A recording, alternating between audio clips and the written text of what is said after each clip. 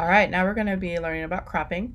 So the first thing that you do is come over here. It's most likely the default will be the crop tool. It might be the perspective crop tool.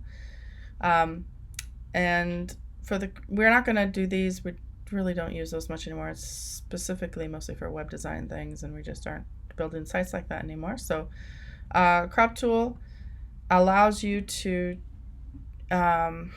typically, when you open up a new file, this should not have anything defaulted. Should just be the original ratio, and that'll let you go from corner to corner or side to side, top to top. So basically whatever you want for a crop.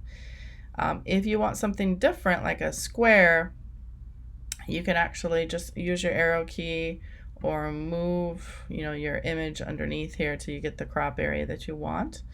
And it is a perfect square. You can click in from the side if you want something more than that.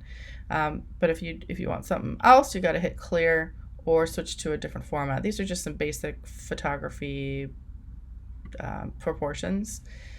And then if you to accept it, you either hit this check mark over here, or you can just double click within the space and that'll do the same thing. One difference is for if you're using artboards, then it'll look a little different. So you'll just have to click on and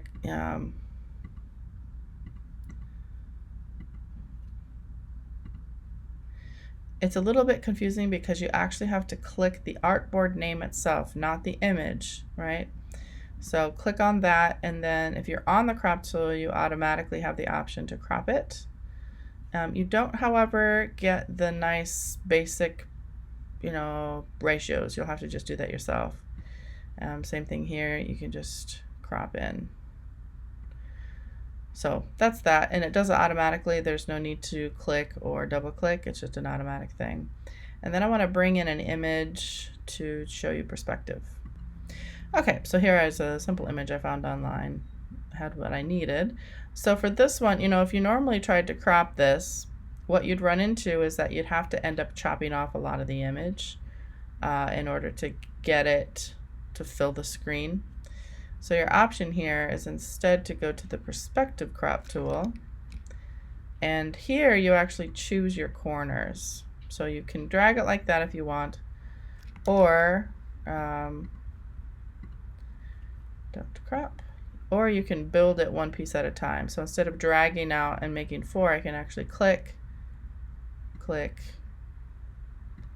and then the corners are still editable. So here I can go and decide, I want that pushed in, I want that pushed out, whatever the case may be. But if you ever take an image of something that's supposed to be square or rectangle and the corners just aren't square, then this is the way you do it. And then again, you can either click up here to the check mark, or you double click, and then you have a flattened image. If you have something really, really skewed, it might not work great, depending on the way that the photograph was taken, but this is a good workaround for a lot of artists, and you might find some other uses for it as well.